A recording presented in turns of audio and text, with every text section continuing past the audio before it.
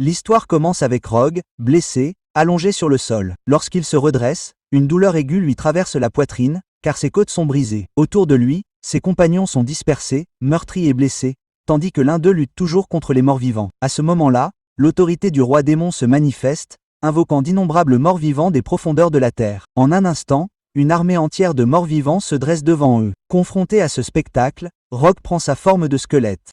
En criant à son compagnon prêtre qui a réalisé l'autorité, il exige le pouvoir de se battre. Le prêtre répond, accordant de la force à Rogue. Fort de ses pouvoirs, Rogue charge et commence à abattre les morts-vivants un par un. La bataille fait rage, mais le danger se rapproche.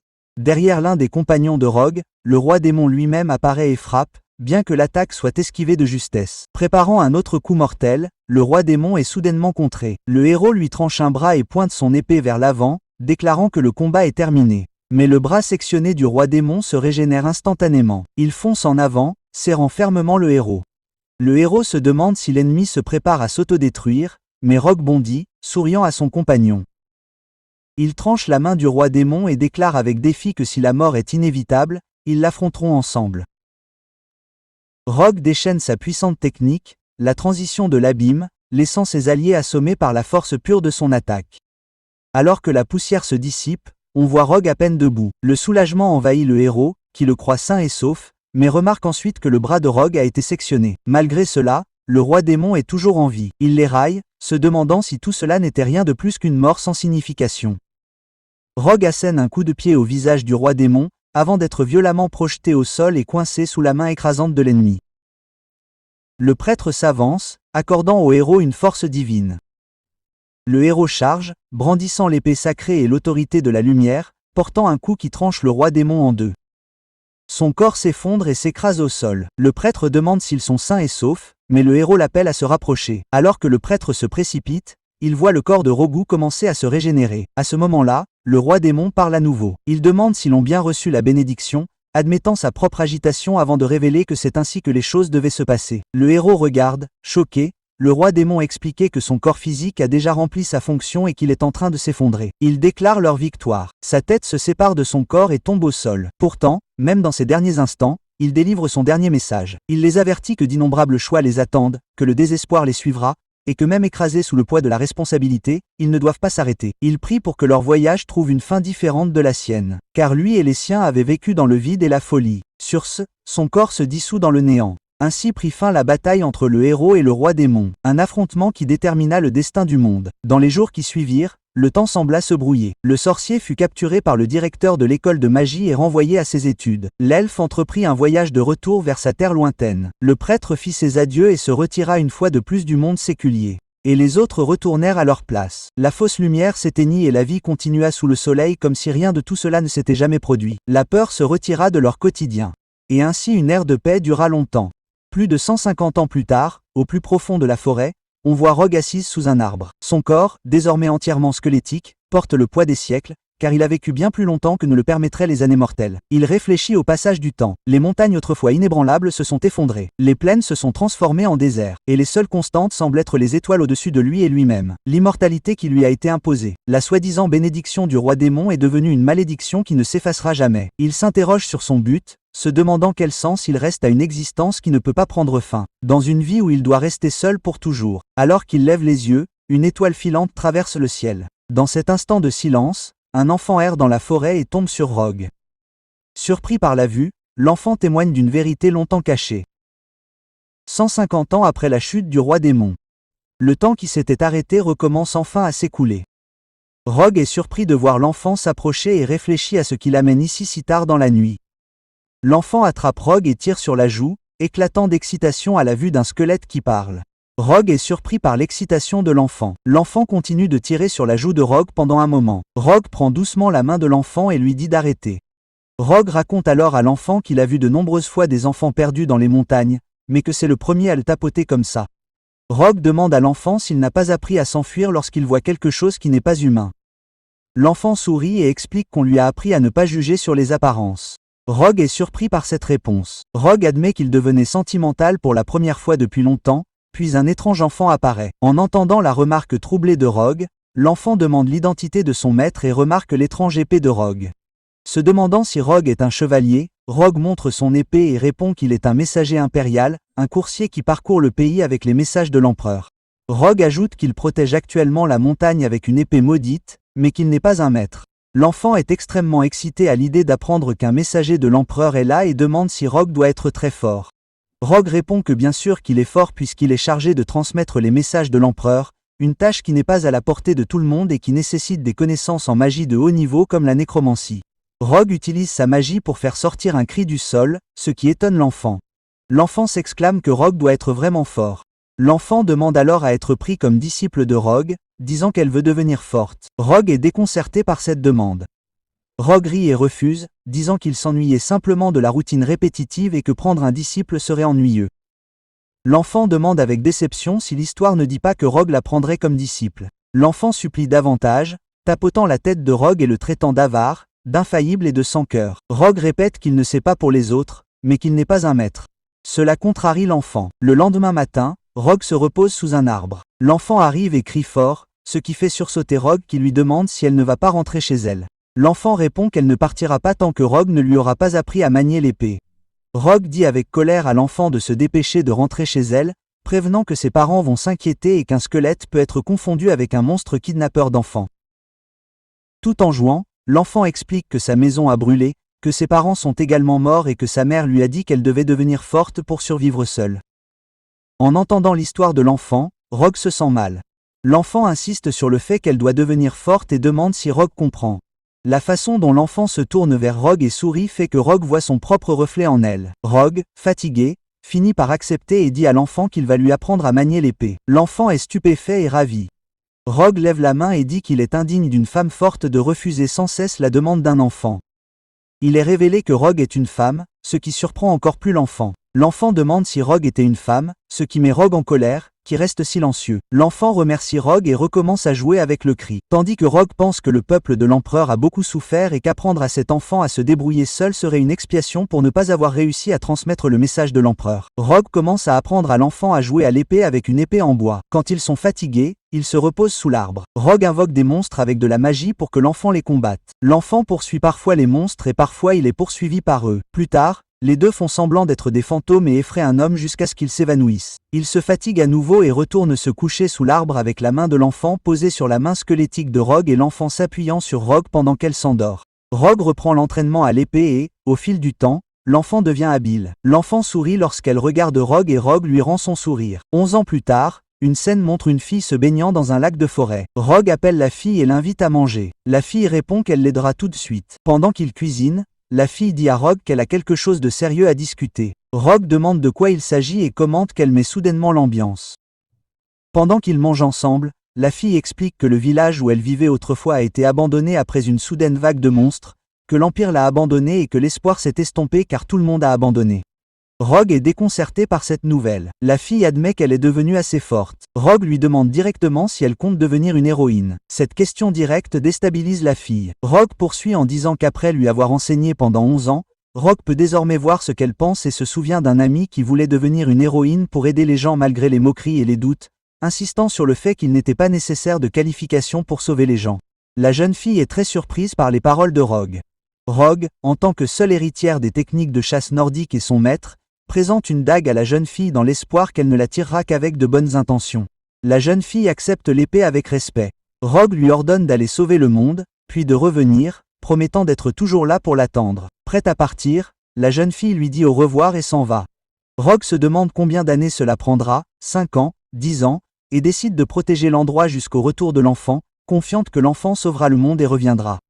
Après le départ de la jeune fille, Rogue se sent triste et se dit que la connexion a été brève, une rencontre passée, et qu'attendre à nouveau ne lui semble plus aussi effrayant qu'avant. Rogue est interrompue par quelqu'un qui lui demande si elle s'est perdue elle aussi. Distraite, Rogue répond qu'elle n'est pas un maître sans lever les yeux. Rogue se retourne alors et voit la jeune fille s'approcher, désormais grièvement blessée, mais salue Rogue joyeusement. Rogue est choqué de voir la jeune fille. La fille demande si cela fait longtemps. Il lui manque une jambe, mais elle rit bruyamment. La fille raconte à Rogue que le voyage a été merveilleux, que l'Empire était vaste au-delà de l'imagination et qu'elle a découvert d'innombrables nouveaux endroits et nouvelles choses. Elle admet qu'il y avait beaucoup de monstres et qu'elle a aidé les gens grâce aux compétences que Rogue lui a enseignées. Les gens ont commencé à la qualifier d'héroïne, mais l'empereur l'a considérée comme une épine et a ordonné son assassinat, la déclarant un obstacle au pouvoir impérial. Rogue serre soudainement la fille dans ses bras, la surprenant. La fille s'excuse, disant qu'elle a le vertige, puis s'accroche fermement à Rogue tout en lui demandant si Rogue va bien et si Rogue a pleuré quand elle est partie. Rogue ne répond pas directement et dit plutôt que maintenant Rogue veut entendre l'histoire de la fille. La fille raconte brièvement les parties non racontées de son voyage. À ce moment-là, des soldats arrivent et l'un d'eux maudit avec colère la gamine héroïque, disant qu'elle aurait dû mourir paisiblement au lieu de venir à la montagne. Leur chef, un chevalier, ordonne le silence et dit qu'ils sont en train de chercher, ce qui pousse le soldat en colère à s'excuser. Alors qu'ils avancent sur la montagne, ils aperçoivent une silhouette et le chevalier ordonne aux soldats de faire rapidement leur bagage et de descendre la montagne. Rogue apparaît, furieux, tenant une épée étincelante et demande s'ils pensent toujours qu'il s'agit d'une montagne. Rogue invoque de nombreux monstres qui attaquent les soldats. Rogue explique qu'il y a 120 ans, alors qu'elle voyageait sur le continent en tant que messagère, elle a trouvé ici les restes de l'armée du roi démon, les a déchiquetés et a dispersé leurs morceaux jusqu'à ce que les cadavres deviennent de la terre et qu'une forêt pousse. Rogue dit qu'elle craignait que les nécromanciens n'abusent de l'endroit et qu'elle le garde depuis, mais il semble désormais que la garde ne soit plus nécessaire. Les monstres invoqués tuent brutalement les soldats, provoquant la panique chez les autres. Le chevalier exhorte tout le monde à se calmer et à se rassembler, insistant sur le fait qu'un seul nécromancien ne peut contrôler qu'un nombre limité de morts-vivants et qu'attendre pourrait résoudre la situation. Avant qu'il ait pu terminer, de nombreux cadavres se dressent et des visages apparaissent, surprenant le chevalier. Le chevalier s'interroge sur la nécromancie qui peut créer une armée de morts-vivants et demande qui est Rogue. Un monstre lui coupe soudain la tête du cou. Rogue se déclare la bouche de l'empereur et la voix de l'Empire, appelant le peuple de l'Empire à tenir compte des paroles du messager. Rogue entaille le sol avec son épée, déchirant la terre de la montagne. Un enfant d'un village voisin regarde vers la montagne, déconcerté par les événements qui se déroulent. Rogue prévient que si l'Empire s'écarte de la volonté de son fondateur, les nobles et les sujets loyaux ont le droit de le remettre sur la bonne voie, et elle ordonne à son ancienne patrie de payer le prix de ses crimes. La rage de Rogue déchaîne toute une armée de démons qui pourchassent les soldats jusqu'au village. Les soldats pensaient qu'ils étaient enfin en sécurité. Mais l'armée les suit et commence à les massacrer à l'intérieur du village. Désespéré, l'un des soldats cria que de nombreux morts-vivants avaient été aperçus dans les faubourgs sud et appela toutes les unités en attente à se rassembler immédiatement. Les soldats ripostèrent contre les monstres, certains tentant de les absorber, mais la bataille ne fit qu'empirer à mesure que de nouvelles explosions éclataient et que des vagues de monstres encore plus grandes apparaissaient. La panique se répandit parmi les soldats jusqu'à ce qu'un homme s'avance, ordonnant à tout le monde de s'écarter. Il révéla sa technique d'épée et fendit un monstre en deux, puis se déplaça à une vitesse fulgurante pour en abattre plusieurs autres. Après avoir éliminé les monstres, il demanda quel genre de nécromancien pouvait commander une telle armée. Son identité fut révélée, le chevalier impérial Éché Soma. Ses yeux se fixèrent alors sur un monstre géant sur lequel se tenait Rogue, et il comprit immédiatement quelle était la nécromancienne derrière tout cela. Tirant son épée, il pensa amèrement à un mage qui aurait dû se cacher derrière des morts-vivants au lieu de l'affronter directement sur les lignes de front. Escher attaqua, frappant les jambes du monstre géant. Rogue fut surprise de voir que le coup avait également laissé une marque sur sa propre jambe. Choquée, elle reconnut le coup de lance impossible dirigé vers la jambe et se souvint de la même blessure sur l'enfant. Elle comprit alors que c'était Escher qui avait fait ça. Sa fureur s'enflamma et elle l'affronta, exigeant de savoir s'il était l'élu. Sa colère la consuma et elle retourna sa colère contre le village, tentant de tout détruire sur son passage. Escher se précipita pour l'arrêter, mais elle s'avança, l'engageant directement dans le combat. Leurs épées s'entrechoquèrent et Escher abaissa sa lame avant de contre-attaquer avec son propre coup. Rogue riposta par une attaque soudaine qui lui frappa la jambe, lui donnant l'avantage alors qu'elle le submergeait de coups implacables. Ashur riposta, portant un coup qui força Rogue à battre en retraite. Il la maudit, déclarant que c'était la première fois depuis qu'il avait affronté les 4 chevaliers qu'il était poussé aussi loin et exigea de savoir ce qu'elle était vraiment. Rogue répondit par un seul mot, une vengeresse. Grièvement blessé, Esché comprit qu'il lui fallait du temps et tenta de gagner du temps en lui demandant des réponses. Il se moqua de sa prétention à la vengeance, disant qu'il en avait tué tellement qu'il était impossible de savoir de qui elle était vengée. Rogue resta calme et expliqua que la nécromancie consommait une immense endurance, et que plus la distance et le nombre de morts-vivants étaient grands, plus le coup était élevé. Elle leva la main devant lui et la posa fermement sur son visage. Sa poigne se resserra avec une force écrasante tandis qu'elle condamnait son orgueil de tueur, déclarant qu'un pouvoir aussi insignifiant avait détruit le peuple de l'Empire et même emporté son disciple le héros. Le sang coulait d'Escher tandis qu'il se débattait sous son emprise, finissant par se libérer. Rogue l'esquiva et le repoussa contre les pierres. Respirant bruyamment, Escher rit amèrement, la traitant de monstre qui ne faisait que gémir. Il justifia les actions de l'Empire, affirmant que toutes les morts avaient été nécessaires à sa cause. Rogue répondit froidement que sa mort de ses mains serait donc tout aussi nécessaire. Escher sourit et déclara que ce ne serait pas aujourd'hui. Une lumière blanche soudaine descendit derrière lui, surprenant Rogue. Elle regarda autour d'elle pour voir plusieurs endroits du village où la même lumière avait frappé. Une nouvelle silhouette apparut, enfermant les monstres invoqués par Rogue dans des prisons semblables à des barrières. Des ordres retentirent pour installer des dispositifs de relais de mana, confirmer la stabilisation du circuit et se connecter à 155 batteries de mana. Les préparatifs du bouclier anti-mort vivant étaient terminés et la mission fut déclarée réussie. Ashur sourit tandis que la silhouette déployait la barrière dans tout le village, effaçant l'armée de morts vivants un par un. Les soldats applaudirent tandis que les monstres disparaissaient. Confiante, Cher dit à Rogue que son armée de morts vivants avait été détruite. Il expliqua que le générateur de barrières avait été fabriqué par le légendaire sorcier du groupe des héros. Considéré comme le plus grand de l'histoire il y a 120 ans, même elle ne tiendrait pas longtemps à sa portée. Rogue répondit calmement qu'elle le savait déjà. Elle se rappelait que l'homme qui l'avait créé était un imbécile doté d'un esprit d'artisan obstiné. Cher fut déconcerté par sa réponse. Rogue balaya la perte de son armée, déclarant qu'elle pouvait en lever une autre, et que ceux qui la soutiendraient vraiment n'étaient pas les morts vivants, mais les citoyens exploités de l'Empire. Elle jura qu'il se joindrait à elle pour se venger, et promit qu'avec eux, elle mènerait l'Empire à sa fin. Rogue réfléchit à l'époque de son équipe de héros, se rappelant à quel point il détestait la guerre, mais était contraint de s'emparer de ce que les autres chérissaient afin de protéger les leurs. C'était une époque où la mort était une certitude. Et bien qu'elle pensait que cette époque était révolue, la réalité prouvait le contraire. Elle se demanda si tant de vies avaient disparu pour un tel avenir, mais ne put répondre qu'avec incertitude. Sous sa forme de squelette, Rogue contempla de loin les souvenirs de ses compagnons.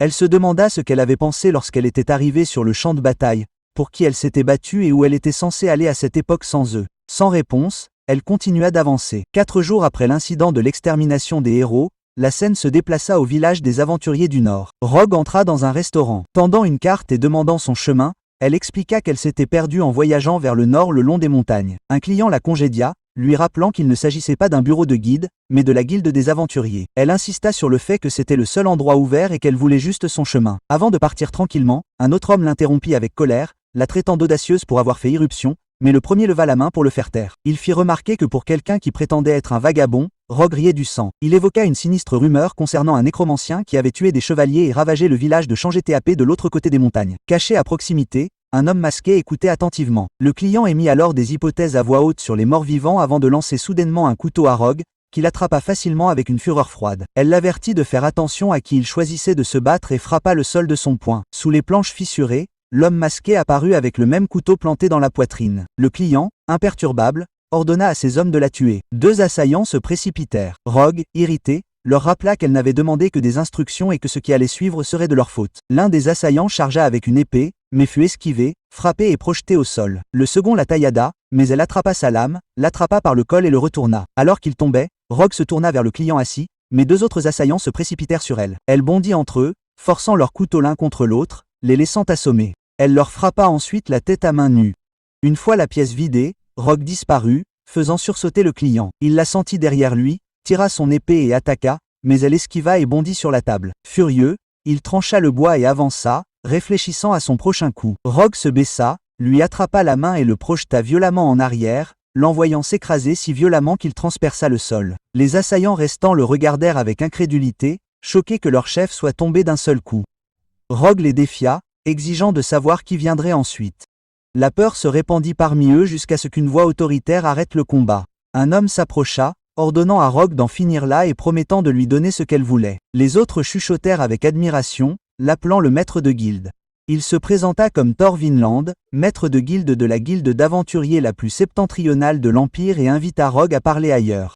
Dans son bureau, Thor raconta l'histoire d'un squelette qui entrait les montagnes derrière le village de Changetéapé, une histoire familière à tous les aventuriers. Malgré de nombreuses demandes d'enquête et de multiples équipes de recherche envoyées, aucune n'était jamais revenue avec des preuves. Il admit qu'il avait jusqu'à présent rejeté cela comme une rumeur. Rogue frappa du poing sur sa table, la brisant, et lui dit de ne pas lui faire perdre son temps. Elle exigea de savoir ce qu'il voulait vraiment. Thor répondit simplement. Il alluma une cigarette et raconta comment la guilde avait été négligée par l'Empire, comment les villageois avaient abandonné leurs maisons tandis que d'autres acceptaient des demandes imprudentes pour protéger leurs terres, pour finalement mourir en vain. Chaque jour, ceux qui restaient tremblaient de peur, attendant lentement la mort. Rogue se moqua de ces paroles, demandant pourquoi il n'avait pas résisté à l'Empire, affirmant que si rien n'était fait, rien ne changerait. Thor répliqua qu'il n'avait rien fait. Il ne pouvait rien faire. La loi et l'ordre dans les terres abandonnées tombèrent entre les mains de ceux qui restèrent, et les aventuriers se rassemblèrent pour protéger leur maison. D'autres guildes, elles aussi, se battirent désespérément, dépensant tout pour défendre leur famille, ne les laissant pas en meilleure posture. Rogue leur demanda s'ils n'avaient jamais pensé à former une alliance pour combattre l'Empire. Thor répondit que cela ne serait pas simple, car cela signifiait la guerre, où d'innombrables personnes mouraient. Au lieu de cela, ils attendaient que quelqu'un les sauve. Cet espoir leur vint sous la forme du héros qui les tira du désespoir. Ils embrassèrent cet espoir, mais il échoua. Et maintenant, il réalisa que ce qui leur avait vraiment manqué, c'était la haine. Thor déclara que peu importait que leur foyer soit détruit ou que demain n'arrive jamais. S'ils pouvaient tuer l'Empire, alors mourir en vaudrait la peine, car c'était la guerre. Il demanda l'aide de Rogu, promettant d'assigner immédiatement 2 aventuriers et de rassembler plus tard toutes leurs ressources pour la soutenir. Vengeur ou démon, peu importait. Lui et son peuple voulaient se joindre à sa guerre. Rogue, troublé par sa supplique, s'excusa d'avoir détruit sa guilde et admit que c'était aussi sa faute d'avoir abandonné l'Empire jusqu'à ce que le village tombe en ruine. Elle révéla que cela faisait 150 ans qu'elle n'avait pas accepté une demande. Posant un objet sur la table, elle révéla son étiquette d'aventurière de classe Ruby, un rang éteint depuis la Grande Guerre. Thor la regarda, choqué, réalisant sa véritable position. Alors qu'elle partait, Rogue lui dit de ne pas s'en soucier, car elle n'était que le spectre d'un passé sordide. Elle accepta sa demande et déclara que sa première destination serait la chaîne de montagnes du Nord, la chaîne la plus effrayante du continent, où la neige ne cessait jamais de tomber. La scène suivante s'ouvre dans les montagnes, où Rogue voyage avec 2 hommes de la chaîne de montagnes. Elle leur demande depuis combien de temps ils ont quitté le village, et l'un d'eux répond en regardant à travers une loupe que c'est le 5e jour de mouvement discret le long de la chaîne de montagnes. Rogue remarque le rythme rapide pour une marche secrète, et il expliqua qu'il ne pouvait pas se permettre de tomber sur l'armée impériale. Elle acquiesce, puis pointe du doigt un groupe devant eux et leur demande qui ils sont et comment ils sont arrivés en tête. L'homme explique qu'il ne s'agit pas d'une équipe de recherche, mais de survivants du village de Changé-TAP, rejoints par des pillards qui retournent à la capitale. Un autre ajoute qu'à en juger par leur manque d'équipement divers, ils ont probablement été coupés du monde alors qu'ils se déplaçaient le long de la chaîne de montagne. Rogue se tourne vers l'homme accroupi à proximité et lui demande ce qui se trouve le long du chemin inférieur. Il se présente comme Muran et sa compagne comme Sword Harriet, l'exhortant à au moins se souvenir de leur nom. Il explique que la route inférieure passe par de petites maisons qui seraient probablement pillées pour se ravitailler. Harriet ajouta que le pillage était courant chez les chevaliers impériaux depuis que l'empereur actuel avait pris le trône. Rogue déclara qu'elle devait y mettre fin. Ces paroles alarmèrent son compagnon, mais avant qu'il ne puisse réagir, elle disparut de sa vue. Elle descendit rapidement et frappa les chevaliers, son attaque soudaine semant la confusion. L'un d'eux cria qu'il y avait du grabuge. Un autre demanda s'il s'agissait d'une embuscade, et Rogue confirma que c'était le cas. D'en haut, l'un de ses compagnons lui demanda si elle était désespérée de mourir, mais Morant lui répondit que l'homme était déjà mort. En contrebas, les soldats se dépêchèrent d'alerter leur chef de la présence de l'intrus. Rogue se battit avec acharnement, encerclé de toutes parts. Une femme soldat cria à ses troupes de bloquer la retraite et d'encercler l'ennemi. Mais avant qu'elle ne puisse continuer, Rogue apparut derrière elle et la décapita. Elle se moqua de ses paroles, les répétant avec colère. Tenant la tête sur son épée et fixant ses yeux vides, elle fit remarquer qu'il n'était que de la décoration. Elle invoqua une armée monstrueuse qui submergea les soldats. Ses alliés, qui observaient la scène d'en haut, comprirent que la puissance dont elle avait fait preuve à la guilde des aventuriers n'était pas à la hauteur de sa force. Les monstres écrasèrent les forces ennemies tandis que Rogue elle-même trancha des têtes de rage, déclarant qu'il s'agissait du spectre du village de Changé-TAP. Voyant que la bataille était presque terminée, Morant dit à son compagnon que le vent avait tourné et qu'il devait descendre. Rogue était assise sur un cheval monstrueux, entouré des cadavres de soldats tombés au combat. Lorsqu'un soldat attaqua par derrière, elle esquiva, riposta d'un coup de pied et brisa son masque. Alors qu'il tombait, un pendentif glissa de son cou. Sa vue lui rappela un souvenir. Il y a longtemps, un homme lui avait tendu le même pendentif en guise d'excuse pour avoir douté d'elle. Gêné, il lui avait expliqué qu'il s'agissait d'un charme fabriqué par sa fille, souhaitant le retour sain et sauf d'un aventurier. Rogue l'avait accepté avec joie, promettant de la remercier. Mais l'homme lui avait révélé que sa fille avait été tuée par l'armée impériale 2 ans plus tôt. Elle s'était excusée pour ses paroles imprudentes, mais il lui avait dit de ne pas le faire, expliquant que tout le monde là-bas portait des blessures, maudissait l'Empire et brûlait le reste de sa vie pour se venger. Il l'avait averti de ne pas gâcher sa vie avec la même haine, lui rappelant que quelqu'un attendait toujours tout le monde dans le monde. Le souvenir prit fin lorsque Rogue fixa le pendentif. Dans ses pensées, elle supplia Skull de ne pas s'éloigner trop. Non loin de là, un monstre frappa le cœur d'un soldat. Alors qu'il tombait, il halta en s'excusant auprès de sa fille Michelle avant de mourir. Rogue regarda en silence, puis le vengea rapidement en tuant le monstre. Morant et son compagnon la rejoignirent, louant ses efforts et promettant de s'occuper du nettoyage afin qu'elle puisse se reposer. Ils expliquèrent qu'il faudrait des cadavres pour créer des morts vivants, mais Rogue ne répondit pas. Au lieu de cela, elle resta silencieuse tandis qu'il commençait à brûler les corps. Moran fit remarquer qu'elle était étrange, choisissant la crémation plutôt que de ressusciter des morts vivants. Harriet ajouta que son expression exprimait de la tristesse, bien qu'il ne sache pas dire pour qui. Elle resta silencieuse, fixant les flammes. Du plus profond d'elle-même, la voix de ses propres ténèbres émergea, se moquant d'elle avec des mots cruels. Elle lui rappela que le désespoir ne faisait que commencer et que ses choix l'y plongeraient encore plus profondément. Elle lui dit qu'elle ne pourrait pas échapper au destin. Rogue tenta de la faire taire, exigeant que les morts restent dans le monde souterrain, mais la voix se contenta de rire, la narguant davantage. Elle écouta en silence, incapable de la chasser. L'histoire se déplaça ensuite vers un manoir en feu où une silhouette chantait en regardant depuis un balcon. Cette personne se délectait des cris des gens, remarquant la force de leurs poumons et savourant l'odeur du brûlé. C'était Lady Frey. Un chevalier s'approcha d'elle, suggérant que les hommes voulaient jouer avec la tête de la princesse, mais Lady Frey refusa, disant qu'elle avait le cœur brisé. Elle admit qu'elle s'attendait à ce que le royaume soit suffisamment grand pour que la bataille en vaille la peine, mais qu'elle s'était terminée de manière trop fade. Elle se demanda si quelqu'un dans l'Empire était assez fou pour la combattre. Le chevalier rejeta l'idée, mais avant qu'il ne puisse en dire plus, un soldat arriva avec un décret. Il annonça qu'une armée massive de morts-vivants était apparue au mur nord, menée par un nécromancien et sur ordre de l'empereur. Lady Frey devait les soumettre. Elle éclata de rire, traitant le nécromancien de fou et se réjouissant du défi. Déclarant qu'il était temps de jouer, elle ordonna à ses troupes de se rassembler et de marcher vers la guerre. Rogue, Mouran et Harriet poursuivirent leur voyage ensemble. Murren s'agita et exprima sa frustration à Harriet, remarquant le silence qui durait depuis 2 semaines. Pour lui, Rogue marchait comme un cadavre sans un seul mot. Il interrogea Harriet, disant que quelque chose n'allait pas, et se demanda même comment la tête de Rogue flottait dans les airs. Ces mots réveillèrent en Harriet des souvenirs des chefs de guilde rencontrant Rogue. Après cette réunion, le chef de guilde avait appelé Murin et Harriet, leur expliquant que les morts-vivants du village de Changé-TAP étaient probablement liés au héros décédé peu de temps auparavant. Le village de Changé-TAP était l'endroit où le héros avait passé son enfance et le moment où il avait fui les chevaliers pour se rendre dans ce village coïncidait avec l'incident de l'armée des morts-vivants.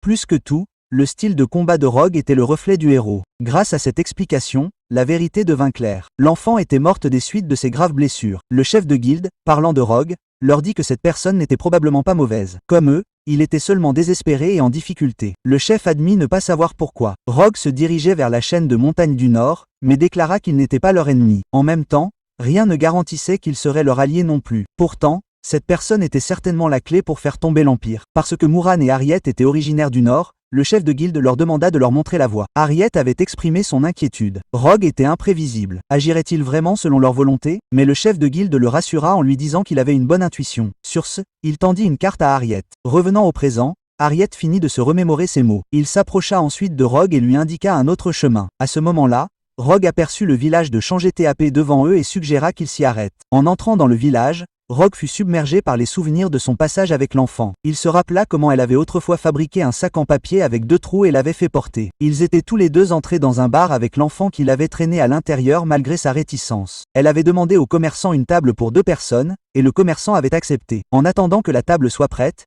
ils jouèrent à des jeux de tir. Rogue visait parfaitement et l'excitation de l'enfant grandit. Il chanta même dans le bar, bien que sa voix ait surpris l'enfant et les autres clients.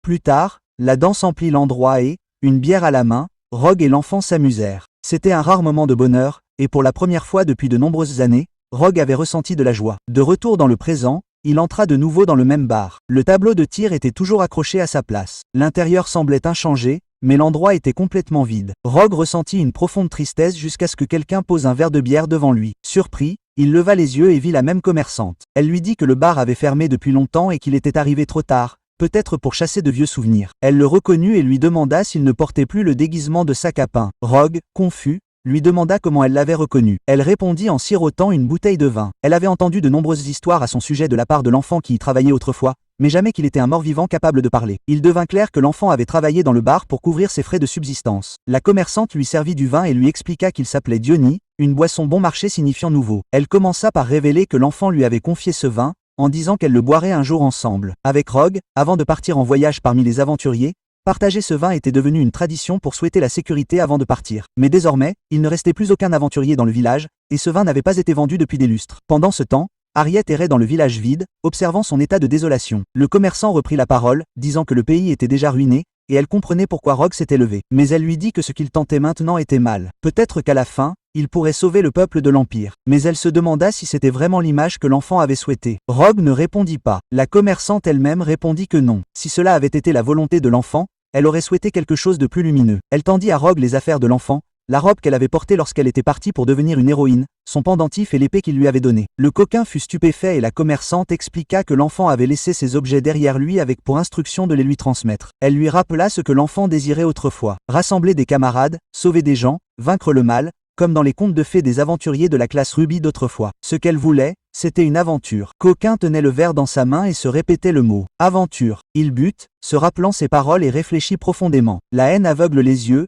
et même les sages s'égarent. Aveuglé par la rage, répétait-il les mêmes erreurs? En pensant à l'enfant, il s'avoua que bien que les autres l'appelaient son maître, il n'avait appris que d'elle. Il résolut désormais de porter son cœur sur ses épaules. Posant sa main sur la table après avoir terminé son verre, il remercia la commerçante. Elle sourit et lui demanda où il allait ensuite. Les affaires de l'enfant en main, Coquin lui dit que puisqu'il avait bu le vin du nouveau départ, il devait maintenant partir. Cette fois, pas pour se venger, mais pour vivre l'aventure dont l'enfant avait rêvé. En quittant le bar, il emporta son souvenir avec lui. Dans son esprit, il s'imagina à nouveau avec l'enfant souriant ensemble. Puis, avec une détermination renouvelée, il s'éloigna pour commencer l'histoire du héros squelette. Alors que Rogue sortait du bar, Harriet se tourna vers Murren et lui dit qu'elle était sortie. Moran demanda à Rogue si sa conversation était terminée. Il expliqua qu'à partir de là, il prendrait le chemin normal. On disait que le chemin était très froid, mais comme Rogue n'était qu'un amas d'os, cela ne devrait pas lui faire de soucis. Rogue rit de ses paroles et se moqua d'eux, les traitant de juniors incompétents. Murin fut troublé par son changement de ton, sentant que quelque chose dans son aura avait changé. Harriet admit que cela l'inquiétait. Il se rappela les paroles du maître de guilde à propos de Rogue et de son remarquable sens du discernement des gens. Rogue commença à marcher devant et Harriet lui cria d'attendre. Tandis qu'il suivait, Harriet parla des rangs des aventuriers. Il expliqua que les aventuriers étaient divisés en 10 niveaux, le diamant étant le plus élevé et la terre le plus bas. Ces rangs étaient souvent regroupés en classes surhumaines, supérieures, moyennes et inférieures. Les aventuriers ne pouvaient pas accepter de quêtes supérieures à leur rang, et plus le rang était élevé, plus les frais de commission étaient élevés. Les gens ordinaires dépassaient rarement le 7e rang. Topaz et ceux qui y parvenaient étaient appelés des surhumains. À partir du 8e rang, les aventuriers exploraient seuls des régions inexplorées, retenaient des vagues de monstres sur les lignes de front ou servaient en tant que généraux dans l'armée impériale. Comme Harriet le résuma, un gobelin apparut dans la forêt. Il le tua instantanément et continua en disant que de tels ennemis étaient destinés aux rangs inférieurs. Peu de temps après, un monstre massif apparut, qu'il tua également, expliquant qu'ils appartenaient au rang intermédiaire. Enfin, il mentionna que les 3 qu'ils avaient affrontés plus tôt devaient appartenir au rang supérieur. Inquiet, il demanda si Rogue écoutait. Rogue lui assura que oui et lui demanda quel rang ils avaient tous les deux. Myrrhen révéla qu'ils étaient tous les deux Topaz de 5e rang. Rogue trouva cela impressionnant, mais fit remarquer que le système de classement avait changé depuis son époque. Elle leur raconta qu'elle avait été une aventurière de rang Ruby, si ce rang existait encore, se faisant appeler une vieille guerrière. Harriet trouva que le nom Ruby lui disait quelque chose. Tandis que Myrrhen riait de cette affirmation, elle dit qu'elle ne s'attendait pas à ce que Rogue cite un rang qui n'existait que dans les contes de fées. Même pour plaisanter, Myrrhen admit qu'elle avait été terrifiée en voyant l'armée de morts-vivants de Rogue. Elle la trouva étrangement drôle. En entendant cela, Rogue invoqua son armée de morts-vivants avec son épée, surprenant Myrrhen, qui se retourna, choquée par l'énorme monstre qui apparut. Harriet, terrifiée, s'approcha de Rogue et la supplia de la ranger. Elle sourit et le taquina, lui montrant qu'elle pouvait aussi invoquer des monstres. Harriet pleura tandis qu'il la suppliait et Rogue renvoya les morts-vivants en enfer. Moran, cependant, semblait excité par la vue tandis qu'Harriet tremblait. Rogue se moqua de lui, disant que pour un homme du Nord, il avait le cran d'une flotte. Au fur et à mesure qu'elle passait du temps avec eux, Rogue réalisa que ce sentiment lui était familier. Elle avait autrefois ressenti la même chose avec ses anciens compagnons et avec l'enfant. Les souvenirs de cette époque lui revinrent, et elle reconnut en elle-même que c'était à nouveau la même chose. Murin lui demanda alors pourquoi elle se dirigeait vers les montagnes du Nord, lui rappelant que l'endroit était rempli de monstres et d'êtres étranges qui traitaient les humains comme des parents. Même au pied des collines, c'était un véritable parc à monstres. Rogue expliqua qu'elle avait des promesses à tenir là-bas, des choses à chercher et des dettes à régler. À l'origine, elle avait prévu de prendre d'assaut la salle de l'armée du roi démon datant de 120 ans avec son armée de morts-vivants.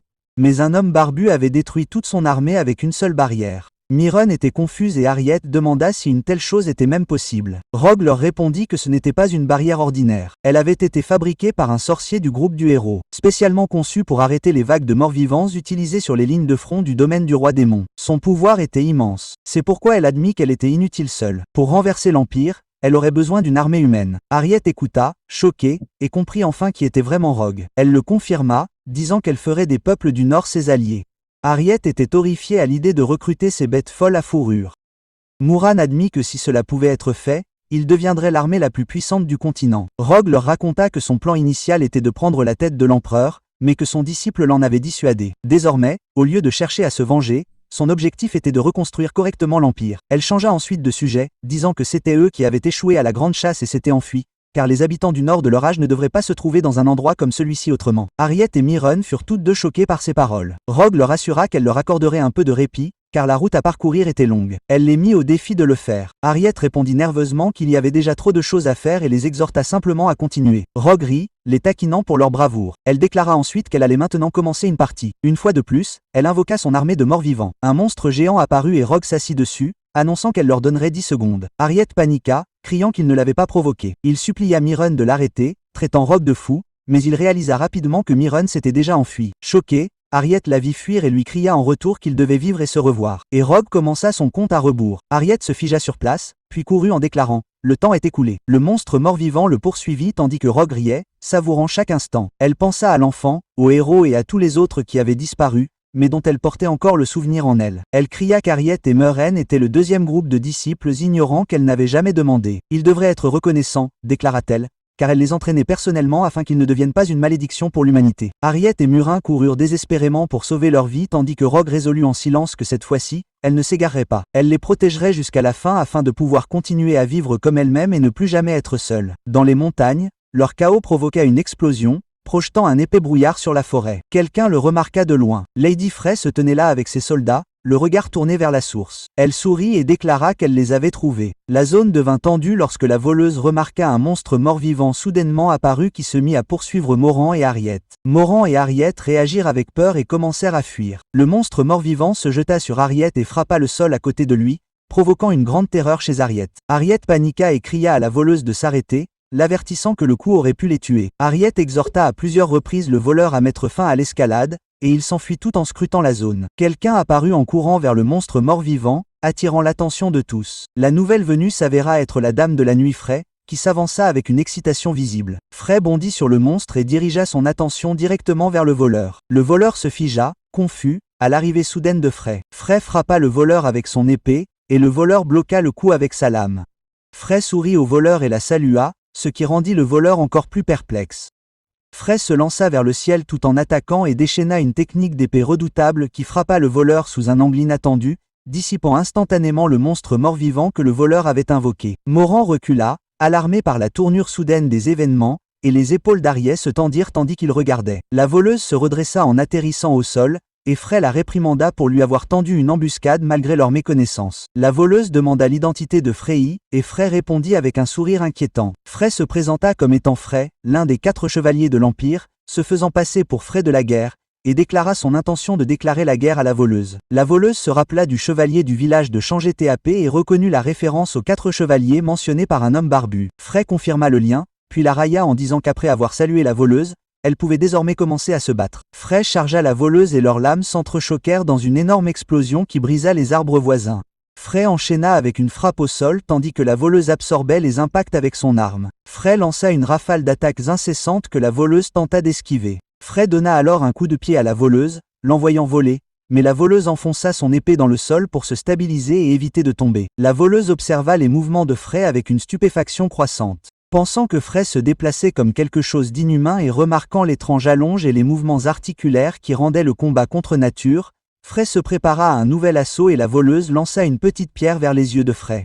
La pierre attira l'attention de Frey et créa une ouverture. Saisissant l'occasion, la voleuse asséna des coups de poing au visage et aux membres de Frey. Frey souffrit du barrage et riposta d'un coup d'épée qui envoya la voleuse glisser en arrière au milieu d'un nuage de poussière.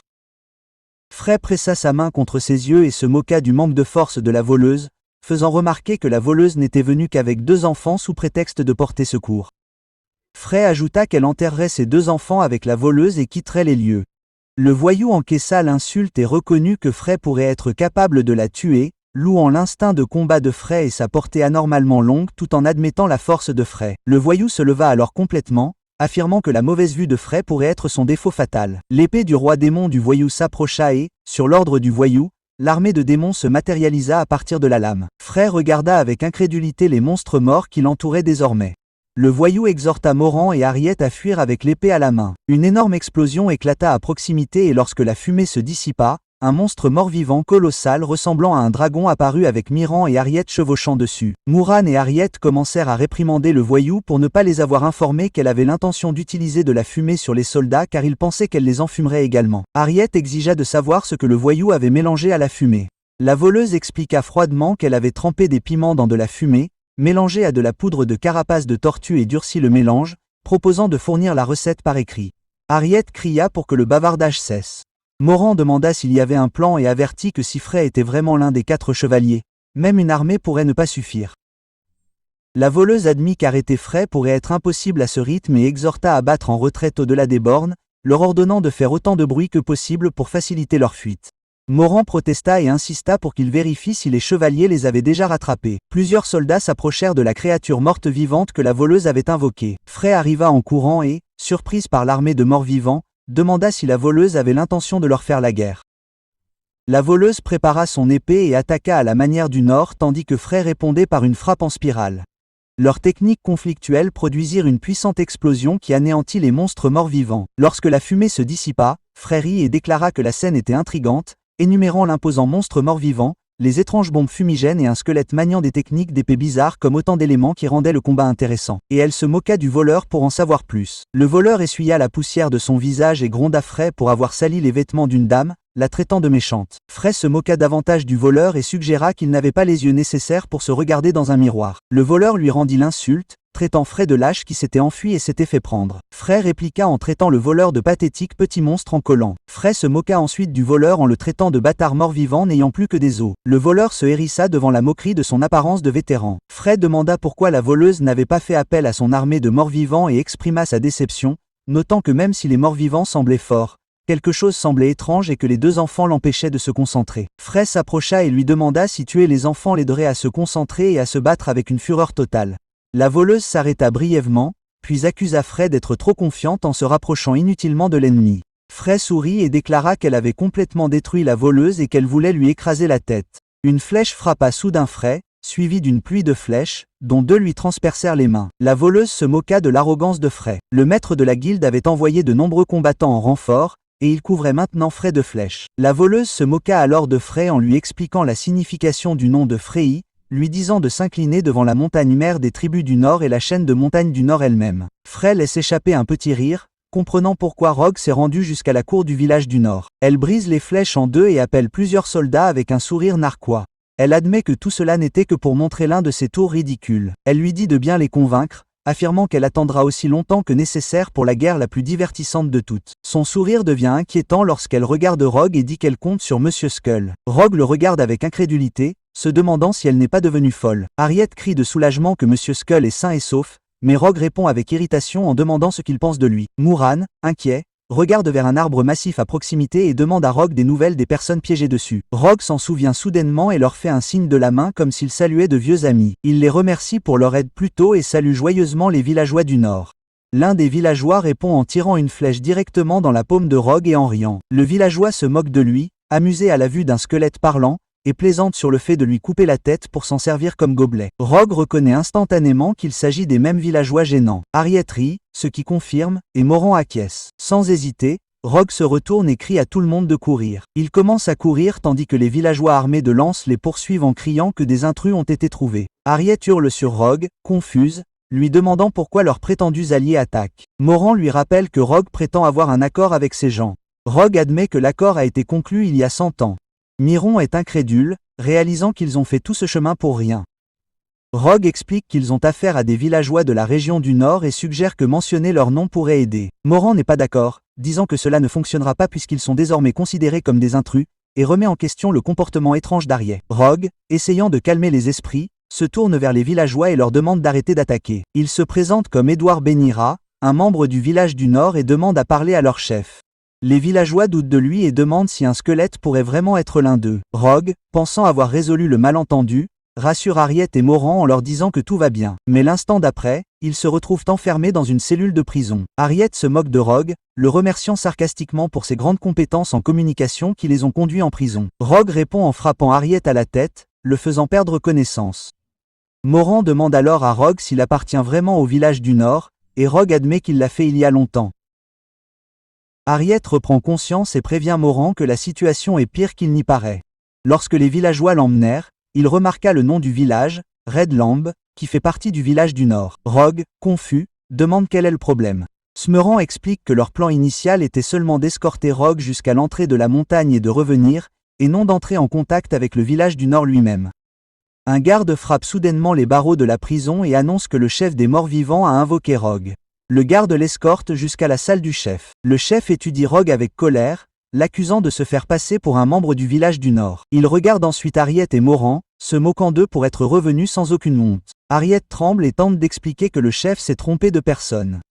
Rogue insiste sur le fait que le chef se trompe, affirmant qu'il est vraiment un membre du village. Il demande à être libéré afin qu'il puisse parler correctement. Mais le chef devient de plus en plus furieux, déclarant que se faire passer pour l'un d'eux est un crime. Il traite Rogue de menteur et dit que ceux avec qui il est arrivé sont des idiots indignes d'être appelés des villageois du Nord. Rogue répond qu'après avoir échoué à la grande chasse, il n'a jamais été traité comme une personne par le village, et que rien n'a changé depuis. Brisant ses menottes, il s'avance. Le chef ordonne à ses gardes de ne pas intervenir, affirmant qu'il s'occupera lui-même de ce tas d'ossements. Le chef se lève de son trône avec rage, serrant fermement sa hache. Il balance l'arme vers Rogue, mais Rogue esquive facilement et brise les menottes de Moran. Harriet se met à pleurer de panique de l'autre côté de la cellule. Moran réalise que Rogue l'a fait exprès et Rogue leur dit de reculer. Le chef continue d'attaquer, ses frappes sont féroces et précises. Moran regarde avec admiration, stupéfait que Rogue puisse esquiver chaque coup. Le chef se moque de Rogue, lui demandant si c'est tout ce qu'il a. Les yeux de Rogue commencent à briller faiblement, et il répond calmement que ce n'est pas le cas. Le chef se moque de la lueur dans ses yeux, disant que c'est tout ce qui lui reste en tant que squelette. Il frappe Rogue dans le crâne et lui dit que les morts ne doivent pas marcher parmi les vivants. Mais avant qu'il ne puisse continuer, il ressent soudain une pression immense l'écraser. Rogue répète calmement les mêmes mots, disant « Les morts doivent se transformer en poussière tandis que les vivants doivent se souvenir d'eux et avancer ». Il demande pourquoi le chef, qui est vivant, est maintenant à genoux alors que le mort est toujours debout. Puis il l'appelle agneau et dit qu'il est temps de parler. Dans ses pensées, le chef réalise que Rogue l'a dépassé. Ce sentiment lui rappelle l'entraînement avec son maître dans son enfance. Il admet sa défaite et demande ce que veut Rogue. Rogue lui ordonne de rassembler tous les chefs du village du Nord, disant qu'ils attaqueront l'Empire. Le chef rit de son rêve audacieux, mais accepte de convoquer tout le monde bientôt. Il dit à Rogue qu'il l'informera une fois que tous les chefs seront rassemblés, bien qu'il ne lui fasse toujours pas confiance. En attendant, Rogue doit attendre au manoir d'Harriet. Rogue est surpris d'entendre parler d'un manoir, mais le chef se moque de lui et lui demande s'il est idiot de ne pas savoir qu'Harriet en possède un. Il explique que le vrai nom d'Harriet est Harriet la faucheuse d'épée, le prochain chef de la tribu de la queue du lion blanc, une tribu sœur des tribus du Nord.